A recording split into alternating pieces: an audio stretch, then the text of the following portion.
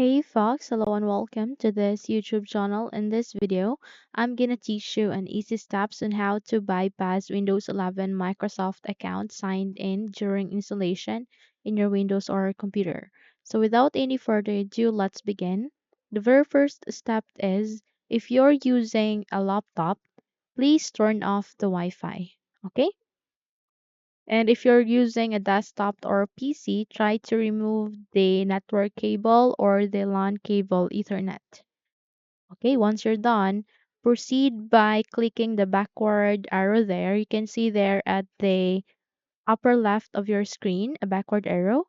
Just simply click on that, and the moment you've clicked on that, you would be able to see a window where you would be able to input the person who is gonna using the PC. So just have to enter your name, okay? Then there you have that. You'd be able to input your or modify your name. Okay, just have to try to modify your name.